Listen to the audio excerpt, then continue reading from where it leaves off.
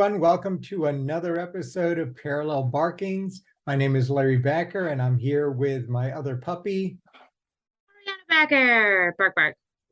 All right. And today we are going to talk about, well, actually what I was thinking in my head was the Beverly Hillbillies. And I was about to sing, for those of you who aren't from the US, you've missed a gem of what has now become a cult classic TV show from the 1960s about a set of hillbillies who find oil somewhere in the eastern US, and then they move to Beverly Hills to live with the rich folks, and hilarity ensues as they've got all this money, but they continue to live as if they were living in a very rural part of some unnamed eastern-ish part of the US.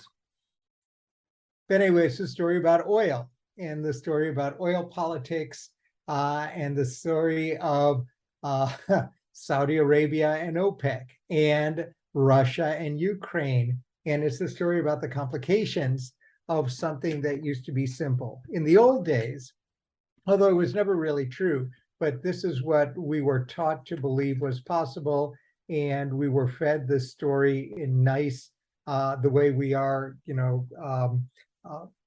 multi-course meals. Every meal, every course in the meal is separate, and each of them has a different function, and they all have different tastes, and we all believe they're kind of separate but unified, and it actually doesn't turn out to work that way. A couple of days ago, in a meeting of OPEC Plus, a decision was made to reduce the production of oil, I think by about, let me see, I don't know if you recall, Ariana, they're going to reduce production by 2 million barrels per day. The ostensible reason for this, and probably likely one of the key reasons, of course, there's never only one reason. One of the key reasons for this is that oil prices were falling. And oil prices were falling because the world had become less panicked about the supply of at least oil. Natural gas is another story for the Europeans, but about oil to feed economic recovery in the face of the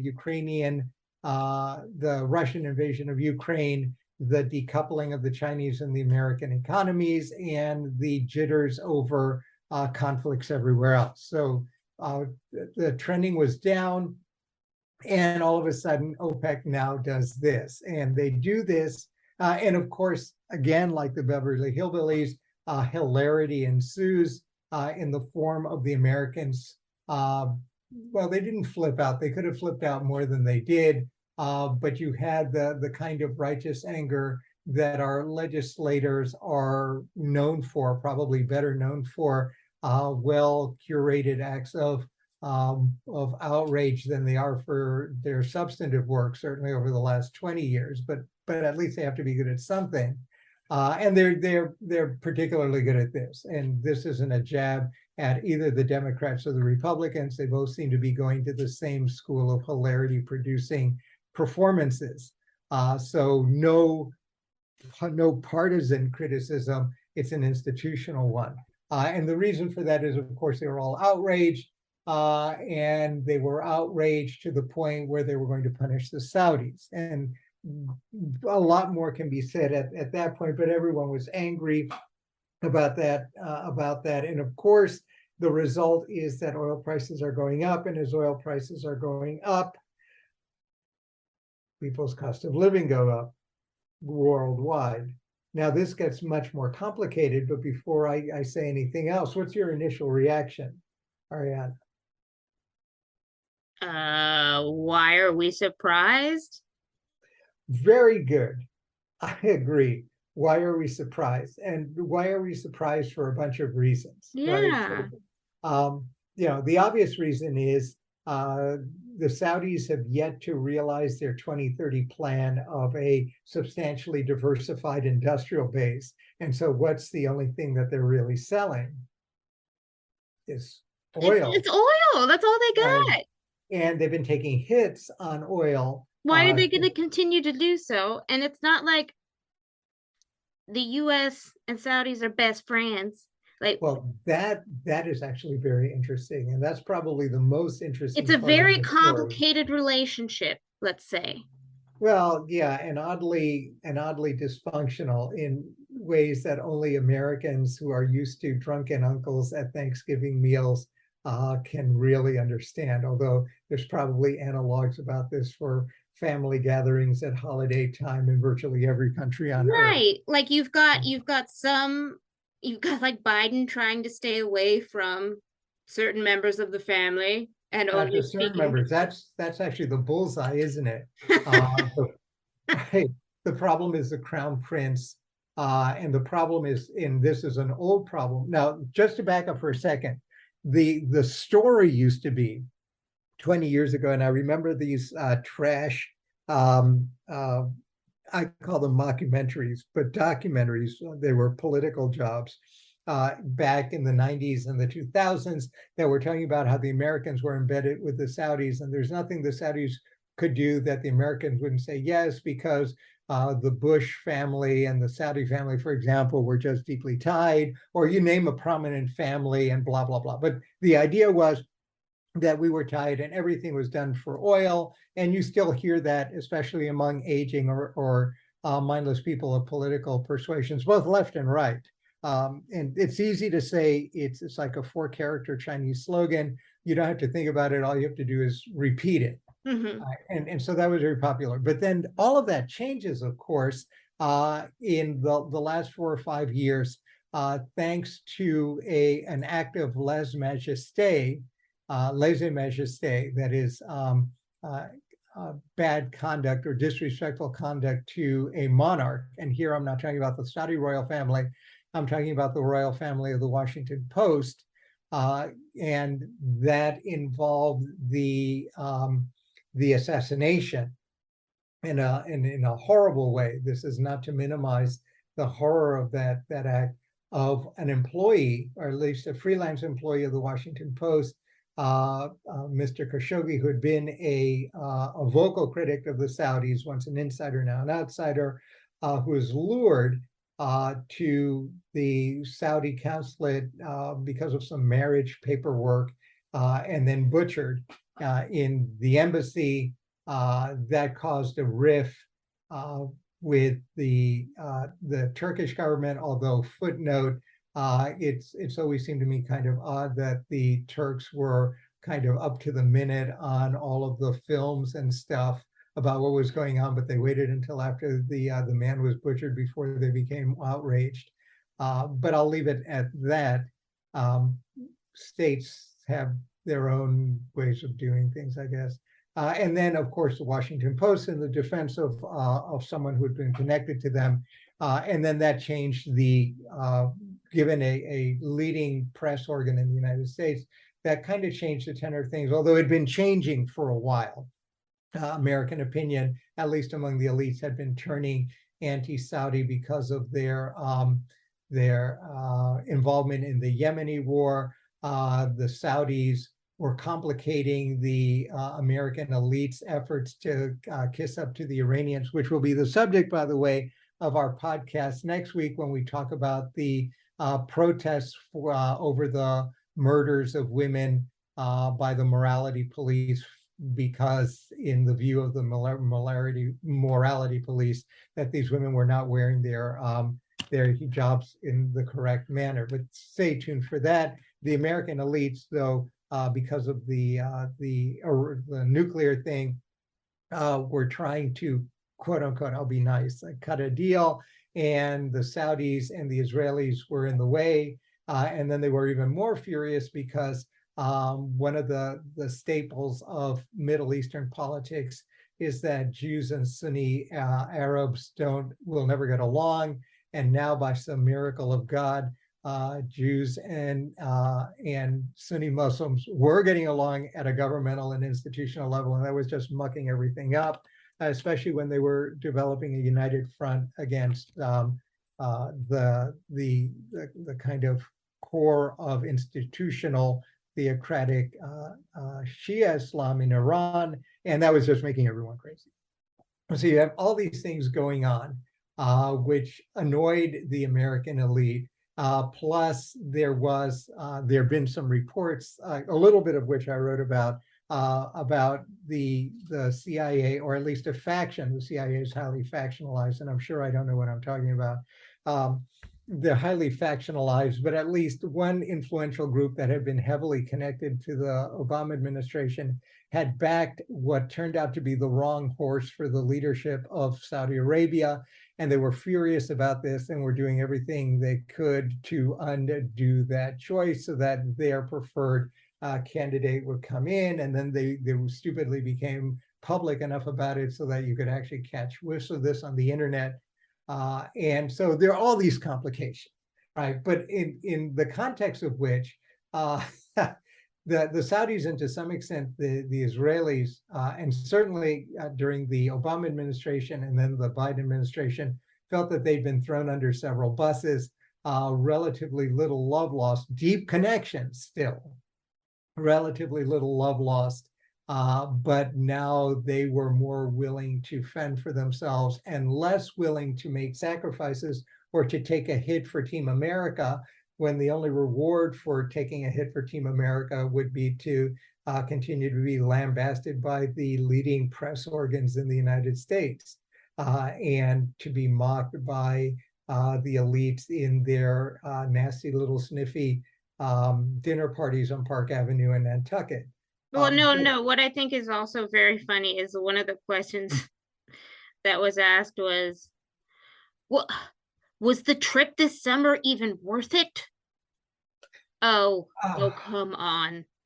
Well, the answer This is, I summer. think, well, yeah, and no, but that's an excellent point. The trip would have been worth it had the Americans not messed it up. The Saudis didn't make it easy for them, to be sure, and the Americans have. And again, remember, we say the Americans, but like the Saudis and everyone else, there are quite a number of factions. And even though they all may be part of the same party and they all may be loosely in coalitions, a lot of the factions that make up the leadership will have different agendas. And so it's always difficult. This is a big caveat. It's always difficult to talk about the Americans doing this. That is a reductionist, essentialist position that never really is useful at the granular level. Right. But We're basing it on, the official commentary of dialogue that we hear, like, for instance, Dean Baker, the White House ally, an economist, said something like, they're spitting in the face of Joe Biden. Well, the Americans have been doing a lot of spitting themselves in the direction of the Middle East. They can only expect a little bit back. And that's what's just extraordinary about it. It's a kind of arrogance mixed with a huge dollop of lack of empathy, which is just extraordinary.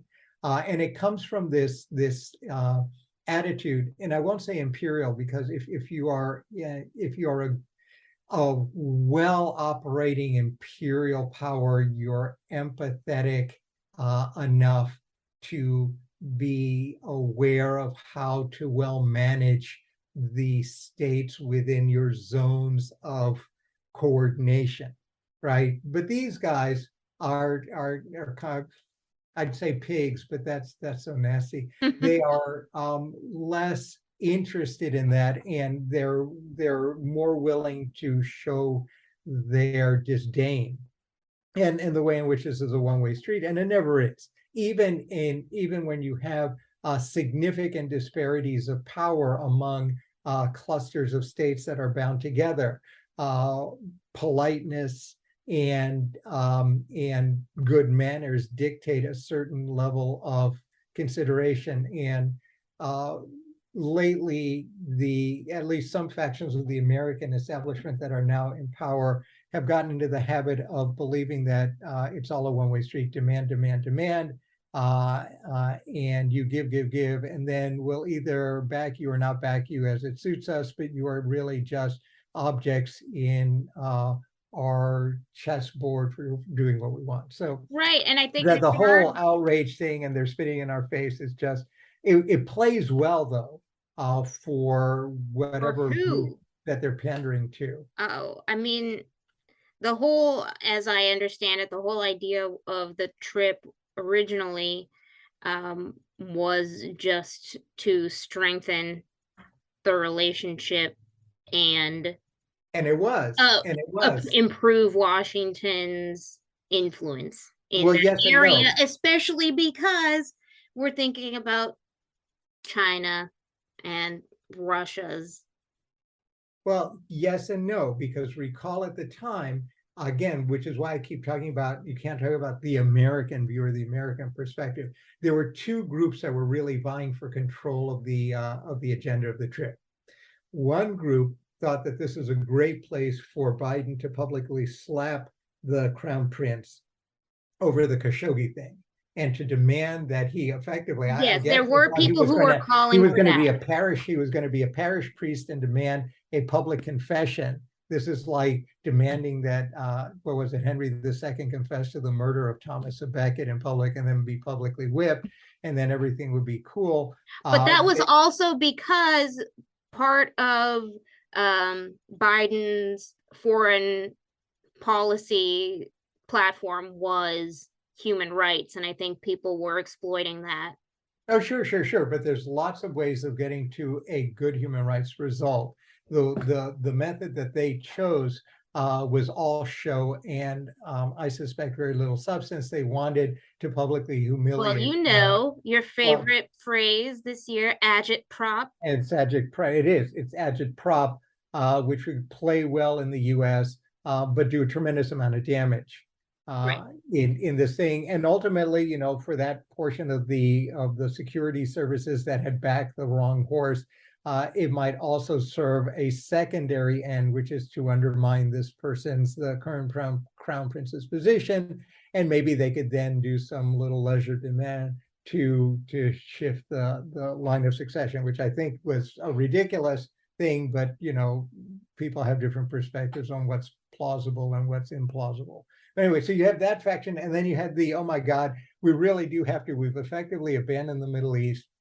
We have to go back between the Trump and the Biden administration. We've just pulled everyone out disastrously. And, you know, and that was the other problem. The Americans had lost a tremendous amount of credibility with both the extraordinarily badly handled withdrawal from Syria during the Trump administration, about which I wrote very critically at the time, and then the disaster of the pullout of in Afghanistan. It was like a truculent old man insisting on doing something to prove to his old boss in 2016 that he was right and he was going to do it, whatever. Ooh, I said I would, and I'm gonna do it. And I'm gonna do it, and I don't care how it works because I don't care because I'm the man. And it was a disaster. The problem was that it's the reverberations of the disaster, which was discounted by the American press until they're surprised and outraged by the reaction, was that there's a tremendous amount of loss of credibility. The Americans can't be trusted, and even if you can't trust them, you can't trust them to do this right. They can't even protect their own people. They can't protect the people who put out for them and took risks for them. So why should we, when the American president and a slimmed down entourage come to visit us, to demand that we put ourselves at risk to further American interests? Why should we do this? The only words that are coming out of my mouth will be your allies in Syria, your allies in Iraq, and your allies in Afghanistan. And we don't want to be put in that position. We thought you learned that lesson in Vietnam, but apparently you did not. Yeah, right. America. Well, but this is a huge problem. This is a huge problem. So between so you've got the Saudi attitude, you've got this Khashoggi thing that is the theatrics of the Khashoggi thing rather than working towards a real resolution or change. But God knows what's going on in the background. And then you had this disastrous meeting in Saudi Arabia, really disastrous. Although I say that the public side of the meeting, because as you know, what goes on behind closed doors remains behind closed doors. So God knows what happened. How could we know? How could we know? But whatever it wasn't successful enough to prevent the Saudis within a very short time after that from engineering this effort to shore up oil prices and therefore to protect themselves, even at the cost of the Americans or Europeans. Yeah, in my opinion, the U.S. delegation would have had to do something incredibly amazing to win Yeah, they weren't. Well, the Americans weren't up to this, and they couldn't be up to it given the nature. And again, it sounds easy to blame Biden. You can't.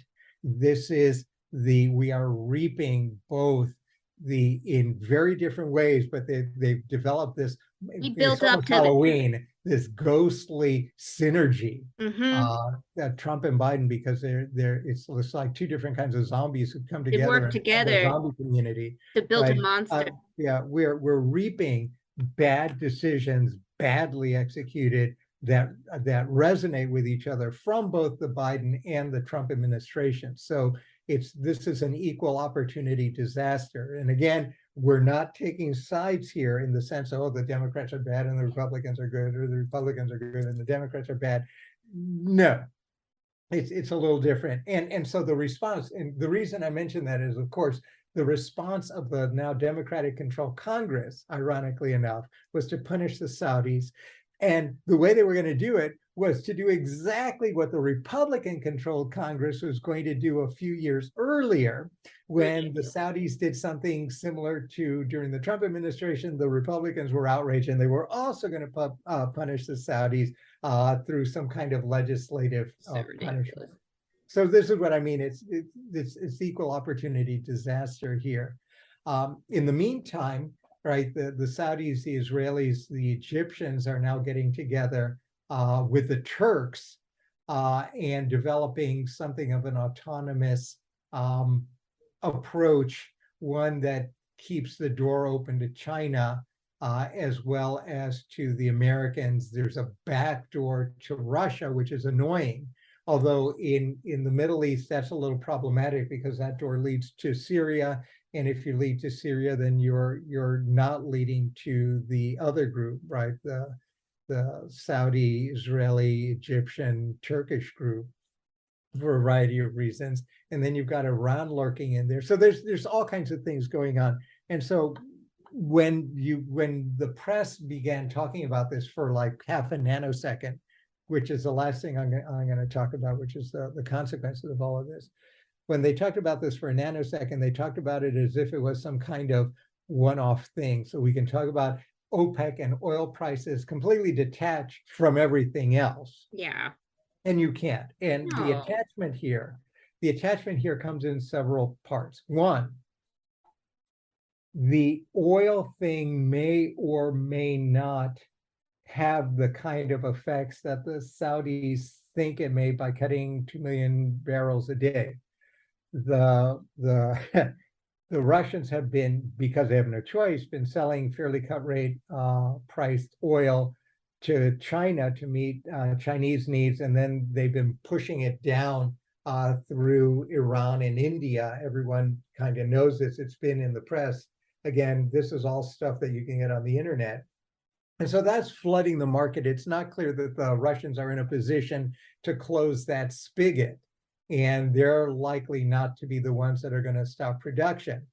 From the Saudi perspective, that works well for them anyway, because oil in the ground means oil that you can sell tomorrow, and someone else can just spew all their oil now because they need to at fairly low prices, and there'll be less oil that they'll have. Although that's a much more risky and weird set of equations. So you've got that may or may not effectively reduce the amount of oil washing around the world, right? That the Russia-China thing and the Russia down to Iran through India thing. But the other thing that's going on at the same time is that the Russo-Ukrainian war, to the extent that oil production will be an important element in European and American productivity, becomes a real issue. So we're not really worried about the price of oil going up. What we're worried about in the short term for the US is the price of oil going up 4 weeks before the midterm elections, where the hottest issue appears to be inflation and the cost of living. Yeah, I was wondering when we were going to talk about elections. Well, yeah, no, I mean, because the Americans all countries are self-centered, but in this case, it's particularly important for the Americans to be self-centered because this election is going to be even more important than the blowing up of the bridge to Crimea, which we're going to talk about next week as well. Right? But this is critically important. And so the reason everyone is screaming, of course, is that 3.5 weeks from now, there's going to be an election with a How higher dare this news blow up right now before people need to vote for me?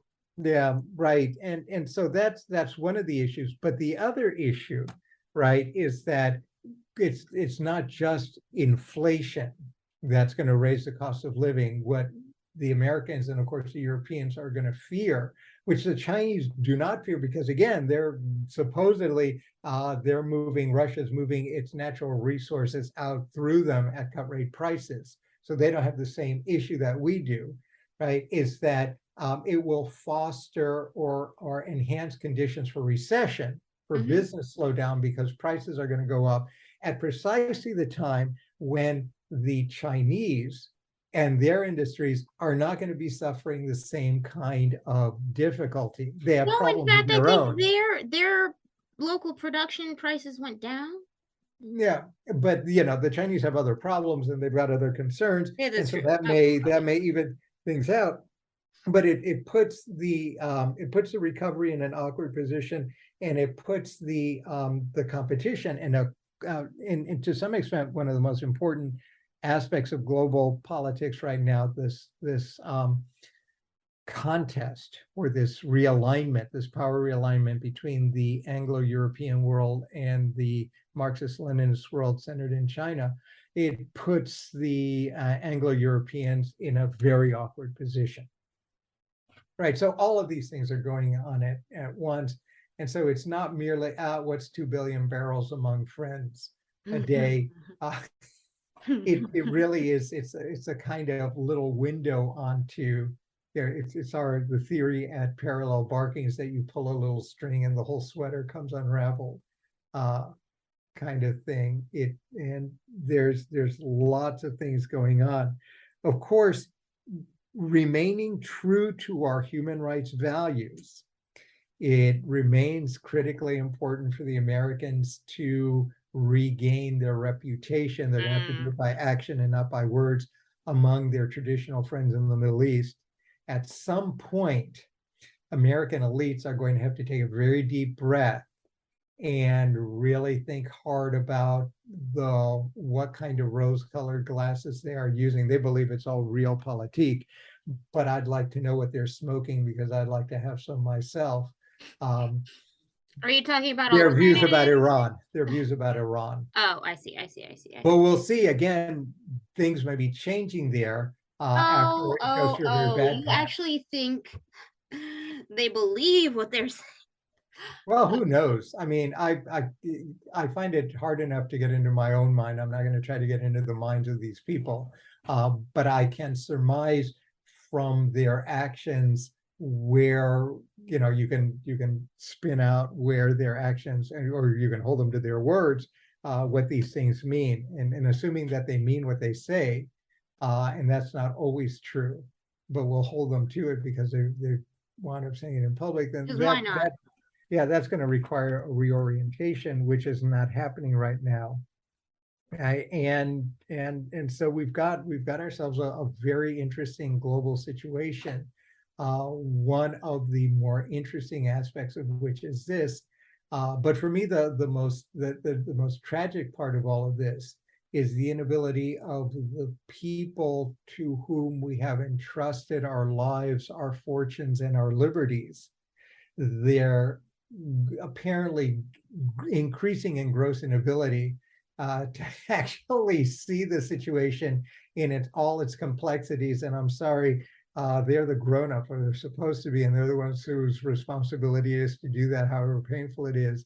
I just don't see it happening, and therefore the risk of disaster on our side, especially for those of us who value and have a deep stake in the preservation and the future prosperity of this republic, irrespective of whatever silly party has their marginally silly political agendas, which really should be focused on the people rather than their own egos. But that's another podcast. Well, I mean, I feel like that they really have their, yes, they're in their own vacuum, just like academia is in its own vacuum.